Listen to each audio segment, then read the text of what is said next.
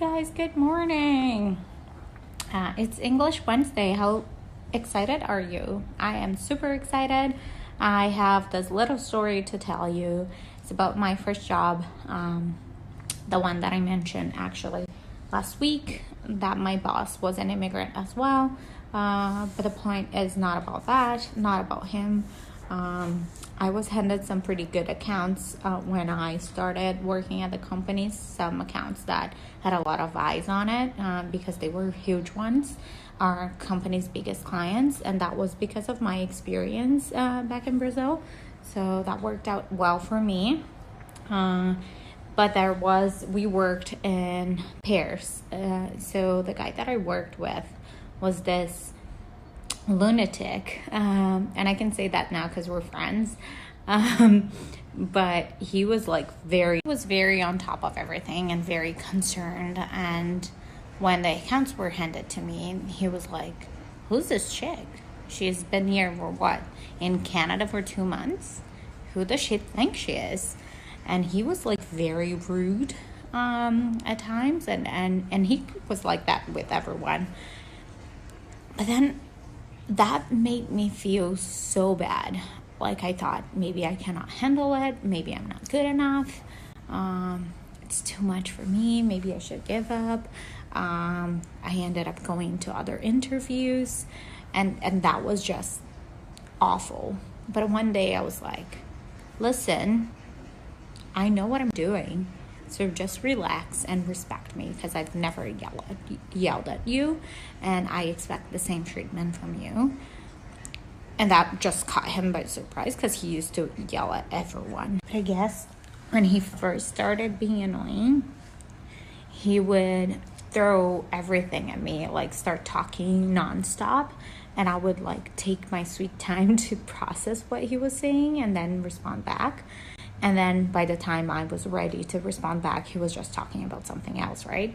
So that made me feel super not great. And then I realized it was just time for me to warm up and talk more and speak more.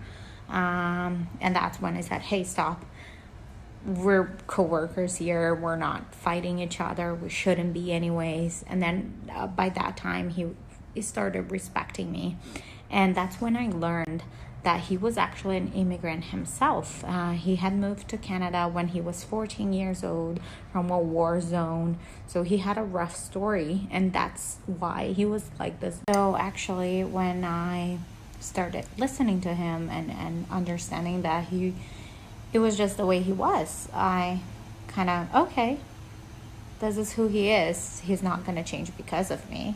He's a yelling guy. He's a tough dude. Sometimes he'll do that. And when I say yell, he's not like pointing fingers or anything like that.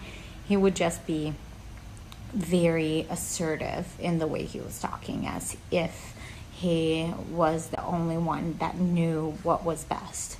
So I started being like that with him too. And we ended up being very good partners. And I really enjoyed my time working with him. We ended up. So it changes everything when you're able to understand someone else's story, and when you're able to explain your story. People start to learn more about you and respect you and see you through a different lens. And that's what happened there in this story. And my advice to you, being an immigrant, is tell your story. You're a tough person. You changed your entire life to come here. So tell that story. It's worth listening to. Good morning, good people. I have a feeling that Rafa is trying to change your English Wednesday to a motivational Wednesday. But hey, great story. I agree, everything she said. She has a really good point, especially in a working environment. If there's something bothering you, you have to say something. You have to share your feelings. Right? Because if you don't do that, if you hold everything to yourself, you're going to be the only one feeling this frustration, anxiety, right?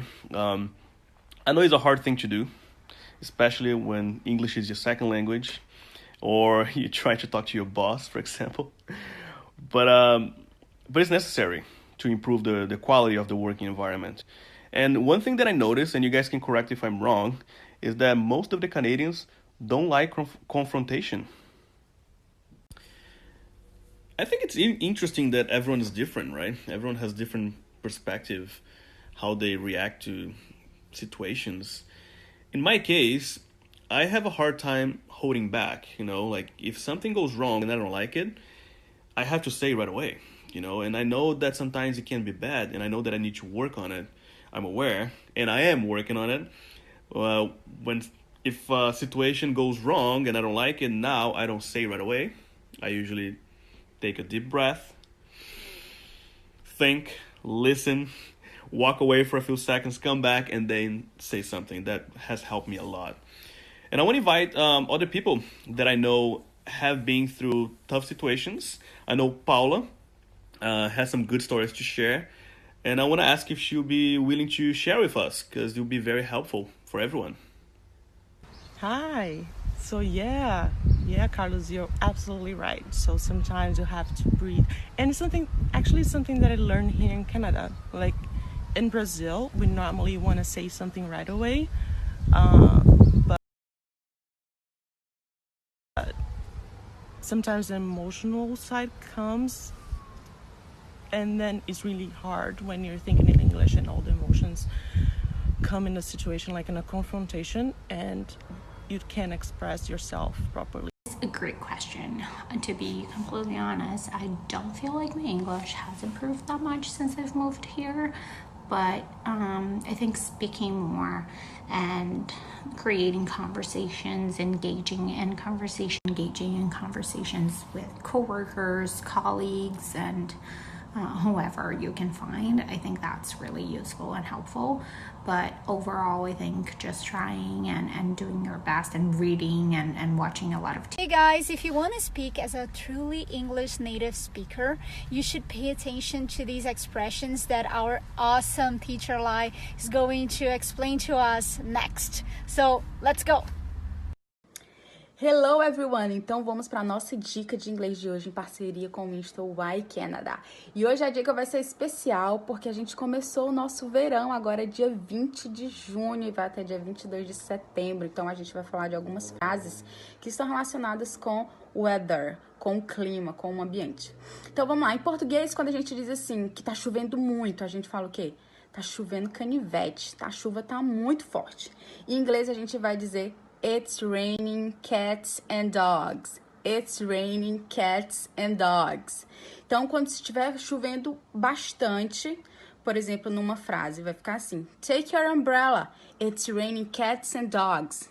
Oh, we cannot go out right now. It's raining cats and dogs. Tá chovendo assim, torrencialmente.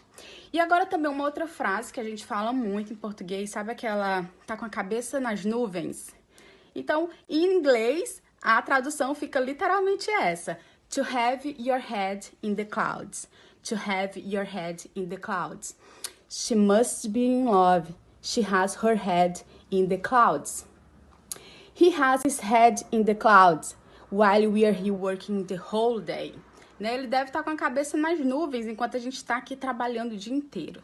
Então, essas são as dicas de hoje. Espero que vocês tenham gostado e comecem a aplicar também. It's raining cats and dogs to have your head in the clouds. Hey guys, so since today is Motivational Wednesday, I'll talk to you a little bit of my fears. I don't feel confident at all to talk in English. At work it's fine because I know already the words and it's mostly like meetings that I don't have to talk to many people at the same time and emails. So I'm really good writing in English but not speaking. So it's still a hassle for me. So that's why I feel that I need to practice more and maybe I need to have more. Oh, there's a heart here. I don't know what I did, but it's fine. I'll just leave it. And I feel that I need to have more friends that speak English. That's what I'm feeling. And even though I feel like this, I keep going. So I'm here, and it's just like an example that maybe you feel like me, but you will get there. Like You can come here, you can practice, you can study and get a job. Keep doing everything with passion. And yeah, I'm here with my PR and 3 years at the same job, and a job that I love. You should definitely put your internship or estágio and any courses or workshops that you've taken.